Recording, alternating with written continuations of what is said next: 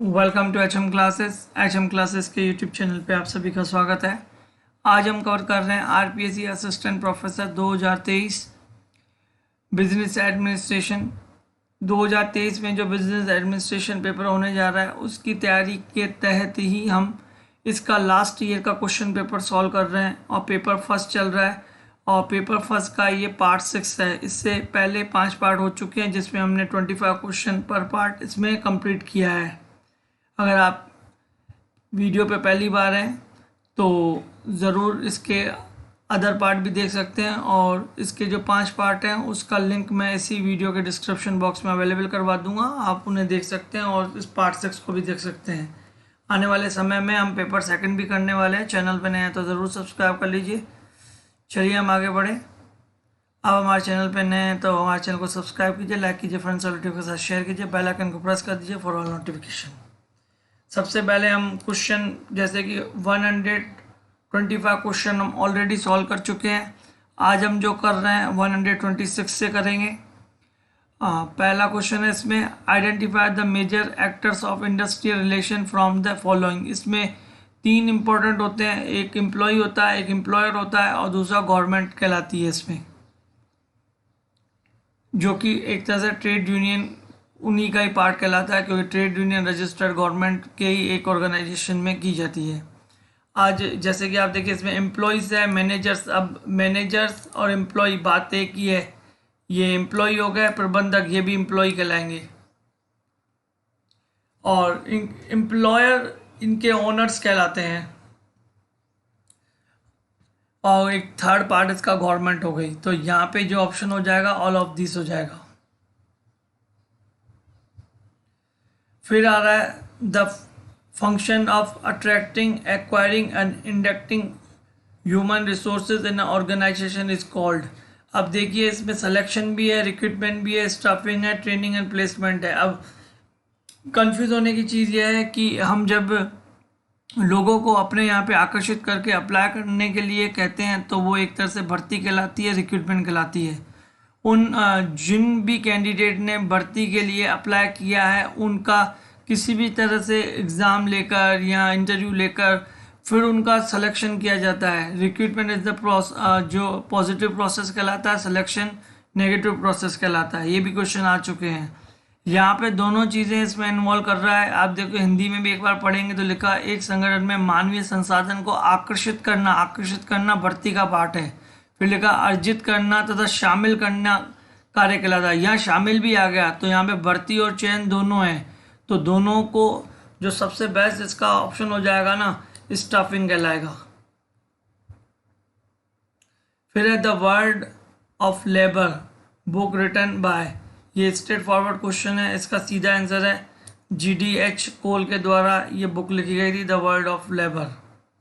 फिर नेक्स्ट है trade unions are voluntary organisation of a worker form to promote and protect their interest by collective action. Who said this. ये भी straight forward question है। श्रम संघ श्रमिकों का एक स्वैच्छिक संगठन है जो उनके हितों के लिए प्रोत्साहन एवं सुरक्षा का सामूहिक प्रयास है। तो इसमें स्ट्रेट फॉरवर्ड क्वेश्चन है, इसका राइट आंसर है VV गिरी के द्वारा ये कहा गया था। फिर लिखा मैनेजमेंट इज, आप जानते हैं मैनेजमेंट प्योर साइंस नहीं होता है, अप्लाइड साइंस नहीं होता है, आर्ट होता है और साइंस भी होता है। यहाँ पे जो बेस्ट ऑप्शन हो जाएगा आर्ट एंड साइंस बोथ हो जाएगा। अब आर्ट क्या होती है, कला क्या होती है, प्रबंध के जो जटिल सिद्धांत होते हैं उनको व्यवहार में लाना कला कहलाती है। और साइंस क्या होती है, विज्ञान क्या होता है, किसी भी ज्ञान का क्रमबद्ध अध्ययन विज्ञान होता है। तो प्रबंध में क्रमबद्ध अध्ययन भी किया जाता है और उसके सिद्धांतों को व्यवहार में भी लाया जाता है, तो इसके लिए इसको आर्ट एंड साइंस भी कहा जाता है। Which of the following is not a function of management. आप जानते हैं फंक्शन ऑफ मैनेजमेंट में कुंटज ओडोनेल, जो हेराल्ड कुंज तथा ओडोनेल है, उन्होंने जो फॉर्मूला दिया था वो दिया था प्लानिंग, ऑर्गेनाइजेशन, स्टाफिंग, डायरेक्टिंग और कंट्रोल। और डायरेक्टिंग में 4 पार्ट बोले थे, सुपरविजन, लीडरशिप, मोटिवेशन और कम्युनिकेशन। अगर आप हेनरी फ्योल की बात करेंगे तो उन्होंने POCCC का फॉर्मूला दिया था, प्लानिंग, ऑर्गेनाइजेशन, कमांडिंग, कोऑर्डिनेशन और कंट्रोल। ऐसे हेराल्ड समडी ने POIM का बोला था, प्लानिंग, ऑर्गेनाइजेशन, इंटीग्रेशन और मेजरमेंट। ऐसे राल्फ डेविस ने भी दिया है, उर्वरिक ने भी दिया है, काफ़ी लोगों ने दिया है। जो कॉमन फैक्टर है आप देखिए इसमें प्लानिंग है, ऑर्गेनाइजेशन है, कंट्रोलिंग है। कोऑपरेशन इसका पार्ट नहीं है, कोऑपरेशन एक्चुअली पार्ट है कोऑर्डिनेशन का, और कोऑर्डिनेशन को बोला है एसेंस ऑफ मैनेजमेंट। फिर यहाँ the two factor theory of motivation was propound by, आप देखिए आप टू फैक्टर थ्योरी है, हजबर्ग है, एच मैस्लो है, डगलस मैकग्रेगर है और फ्रांसिस लिकर्ट है। आप देखिए जो टू फैक्टर थ्योरी थी जिसमें हाइजन फैक्टर जो 10 बताए गए थे, और मोटिवेटर फैक्टर जो हाइजन फैक्टर को डिसमोटिवेटर फैक्टर भी कहते हैं, और मोटिवेटर फैक्टर थे जो 6 थे, वो जो बताए थे वो हजबर्ग ने बताए थे।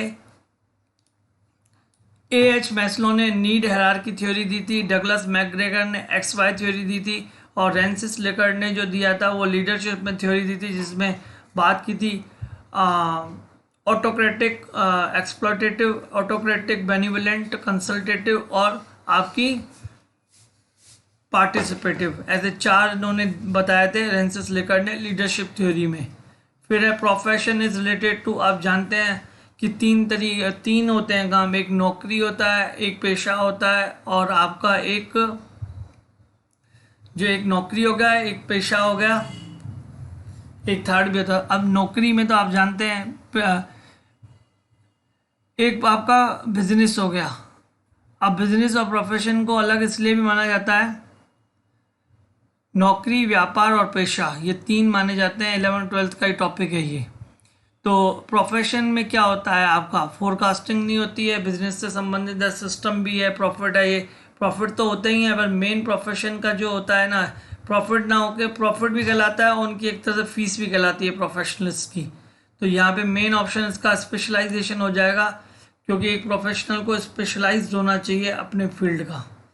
फिर है delegation of authority involves inspiring the subordinates, assigning of duty and authority to subordinate, span of control, organization behavior। आप देखिए इसका जो बेस्ट ऑप्शन दिखेगा आपको सीधे ही दिख जाएगा कि assigning of duties and authority to subordinate। इसमें डेलीगेशन ऑफ अथॉरिटी जो है वो आप देखेंगे तो इसमें एक अच्छा सा एक है कि authority can be delegated but responsibility can not be delegated. ये इंपॉर्टेंट है लाइन, और इससे भी रिलेटेड क्वेश्चन आ जाते हैं। तो बेस्ट ऑप्शन यही है। स्पैन ऑफ कंट्रोल आप जानते हैं ग्रेकुनास के द्वारा दिया गया है। ये ऑर्गेनाइजेशन बिहेवियर तो पूरा आपका टॉपिक ही है। The practice of management books was written by, आप जानते हैं द प्रैक्टिस ऑफ मैनेजमेंट 1954 में पीटर एफ ड्रकर के द्वारा लिखी गई थी। इसी बुक में एमबीओ का जिक्र किया गया था, मैनेजमेंट बाय ऑब्जेक्टिव। फिर है who has developed hierarchy of need motivation theory. आप ये भी आपको पता होगा, जैसे पहले भी हमने बात कर ली कि एच मैस्लो ने नीड हायरार्की दी थी, जिसे 5 बातें कही थी जो इम्पोर्टेंट है। Physiological needs, safety needs, social needs, extreme needs और self actualization needs. Elton Mayo को आप जानते हैं मानवीय विचारधारा का माना जाता है। आउची जेड विचारधारा के माने जाते हैं। Basic and primary function of management, काफ़ी बात हमने अभी मैंने आपको बता दिया। Planning, organisation, staffing, directing, control, supervision, leadership, motivation and communication. तो इसमें पहला क्या हो जाएगा, इसका बेसिक प्लानिंग हो जाएगा। फिर है कोऑर्डिनेशन इज रिलेटेड विद, आप जानते हैं कोऑर्डिनेशन जो है आपको एसेंस ऑफ मैनेजमेंट माना गया है, और उसमें मेन फोकस किया जाता है काम जो कर रहे हैं ना लोग, उनके किए गए कामों में कोऑर्डिनेट किया जाए, जगह काम का दोहराव ना हो पाए। यानी एक ही काम एक व्यक्ति के द्वारा किया जा रहा है तो सेम काम दूसरे व्यक्ति के साथ सेम काम नहीं होना चाहिए। तो इसमें यूनिटी ऑफ कमांड नहीं है, यूनिटी ऑफ डायरेक्शन भी नहीं है। यूनिटी ऑफ कमांड क्या होता है, एक व्यक्ति को एक समय में एक ही अधिकारी से आदेश मिलने चाहिए। यूनिटी ऑफ डायरेक्शन में क्या है कि जो समान प्रकार के कार्य हैं उसका वन हेड होना चाहिए और वन प्लान के अकॉर्डिंग काम होना चाहिए। और यूनिटी ऑफ ऑर्गेनाइजेशन कोई ऐसा सिद्धांत दिखा नहीं है। यूनिटी ऑफ एक्शन है जो कि कोऑर्डिनेशन से संबंधित है। Who has given a 14 principal of management, 11th-12th भी पढ़ा होगा तो सबको ये पता है कि जो 14 सिद्धांत थे मैनेजमेंट के वो किसने दिए थे, हेनरी फ्योल ने दिए थे। F.W. टेलर ने 4 से 5 सिद्धांत दिए हैं, जिसका मेन सिद्धांत आपको पता होगा कि scientific not a rule of thumb, maximum output जैसे दिए हैं, कोऑपरेशन दिया है, और जो व्यक्तियों की अधिकार क्षमता तक उनका विकास होना चाहिए से 4-5 इसके एफ.डब्ल्यू. टेलर के हैं, जॉन फ्योल का नहीं सुना है, और पीटर एफ. ड्रकर ने, आप जानते हैं कि management by objective Peter Drucker का दिया था 1954 में प्रैक्टिस ऑफ मैनेजमेंट में। इथिक्स में be defined as a code of material नहीं है, कोड ऑफ मैनेजमेंट नहीं है, कोड ऑफ कंट्रोल नहीं है, इसका राइट आंसर है कोड ऑफ कंडक्ट के अकॉर्डिंग इथिक्स। इथिक्स क्या होते हैं? इथिक्स से रिलेटेड क्वेश्चन भी आया था। इथिक्स जो वर्ड है वो लैटिन वर्ड है, इथिक्स से लिया हुआ, इथिक्स लैटिन वर्ड है और इथिकोस एक ग्रीक वर्ड है, और इससे रिलेटेड भी आरपीसी ने गलत आंसर दिया है और लोगों ने, किसी ने उस पर भी ऑब्जेक्शन लगाए होंगे। Factor causing unethical conduct in management, अब जो अनैतिक आचरण किए जाते हैं, क्यों किया जाता है? सरकारी नीतियाँ अनैतिक आचरण नहीं सिखाती है, स्वस्थ प्रतिस्पर्धा नहीं सिखाती है, सामाजिक मूल्य नहीं दिखाते हैं। आप इसमें देखेंगे तो जो आर्थिक लालच है ना, इकोनॉमिक ग्रीड है, जो मतलब आपको ज़्यादा पैसा कमाने की जो लालच है ना, वही आपसे गलत काम करवाती है। Communication is the exchange of, communication भी एक बार भी नॉर्मल पढ़ा होगा किसी ने, तो आप जानते हैं कि कम्युनिकेशन जो वर्ड है वो कम्युनिस वर्ड से निकला हुआ है, जो लैटिन वर्ड्स है, और जिसका अर्थ होता है सामान्य समझ स्थापित करना। कम्युनिकेशन में क्या है? एक व्यक्ति के द्वारा जिस अर्थ में जो बात कही गई है, दूसरा व्यक्ति उसी बात को उसी अर्थ में समझे जो सामने वाले ने उसको भेजी है। कम्युनिकेशन में जो उसका प्रोसेस होता है वो शुरू होता है आपके सेंडर से, फिर इनकोडिंग होती है, मैसेज होता है, डिकोडिंग होती है, और रिसीवर होता है, एंड में फीडबैक होता है। इसमें जो है इंफॉर्मेशन भी हो जाएगा, फीलिंग्स भी हो जाएगा, आइडियाज एंड ओपिनियंस भी हो जाएगा। इसका सही आंसर हो जाएगा all of the above. Situational model of leadership was developed by, इसका स्ट्रेट फॉरवर्ड क्वेश्चन है, इसका पॉल हायरसे एंड ब्लैंचार्ड द्वारा दिया गया था। Strategic plan formulated by the, अब जो व्यू रचना संबंधित योजना होती है ना, तो वो टॉप लेवल मैनेजर्स ही करते हैं, जो भी होता है लो लेवल।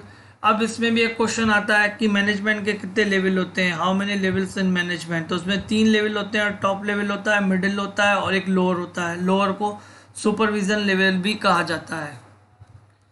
फिर है principle of management are, principle of management dynamic भी होते हैं, यूनिवर्सल भी होते हैं, और फ्लेक्सिबल भी होते हैं।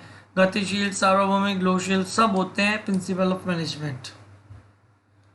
फिर है which management thinker receive the Nobel prize for the economics in 1978। 1978 में इकोनॉमिक का जो नोबेल प्राइज किसे दिया गया था, तो ये स्ट्रेट फॉरवर्ड क्वेश्चन है। हर्बर्ट ए साइमन को 1978 में नोबेल पुरस्कार दिया था इकोनॉमिक्स के लिए। The experiment done by Taylor under the scientific management work, अब जो टेलर साहब थे जिन्हें 4-5 सिद्धांत माने जाते हैं इसके, जो मैंने आपको रिपीट भी कर लिए थे पहले, उन्होंने जो स्टडी की थी वो टाइम स्टडी की थी, फैटिग्यू स्टडी की थी, और मोशन की थी। समय, थकान और गति सभी पे इन्होंने स्टडी की थी, और इसके भी कुछ कंक्लूजन निकाले थे। ये देखो क्वेश्चन फिर रिपीट हो गया। The essence of management is coordination, पहले भी बात कर चुके हैं। स्टाफिक, प्लानिंग, डिसीजन मेकिंग, ये सारे पार्ट नहीं है एसेंस ऑफ मैनेजमेंट। कोऑर्डिनेशन बोला है लोगों के द्वारा किए गए कार्यों में समानता होनी चाहिए, इन द सेंस कि एक व्यक्ति के द्वारा जो कार्य किया है वो दूसरा व्यक्ति उसको रिपीट ना करे, कोऑर्डिनेशन होना चाहिए। डिपार्टमेंट में कोऑर्डिनेशन होना चाहिए। फिर आ गया स्वाट, ओ स्टैंड फॉर, तो स्वाट में ओ क्या होता है? स्वाट है प्लानिंग से संबंधित है, और इसमें जो है एस फॉर स्ट्रेंथ होता है, डब्ल्यू फॉर वीकनेस होता है, ओ फॉर अपॉर्चुनिटी होता है, टी फॉर थ्रेट होता है। तो इसका सही आंसर हो जाएगा opportunity. Which theory assume that a people generally lazy and will avoid work and responsibility, ये मैंने आपको बताया था। जो मैक ग्रेगर के द्वारा XY थ्योरी दी गई थी, उसमें यही कहा गया था कि जो X टाइप के जो लोग होते हैं वो लेज़ी होते हैं, काम नहीं करना चाहते हैं, और Y टाइप के लोग वो होते हैं जो अपनी इच्छा से कार्यों का निष्पादन करते हैं। तो इसका सही आंसर क्या हो जाएगा? Theory X। आज ये कंप्लीट हो गया, और इससे रिलेटेड कोई भी आपके पास क्वेश्चन हो या क्वेरी हो तो आप कमेंट कर सकते हैं। और नेक्स्ट आने वाले वीडियो में हम क्वेश्चन पेपर सेकंड भी ले रहे हैं, और इससे पहले वाले वीडियो देखने हैं तो इसी वीडियो के डिस्क्रिप्शन बॉक्स में उसके लिंक मैं आपको प्रोवाइड करवा देता हूँ, आप वो भी देख सकते हैं। और सेकंड पेपर के लिए आप इंटरेस्टेड हो तो आप कमेंट करें ज़रूर और वीडियो को लाइक ज़रूर करें। Thank you.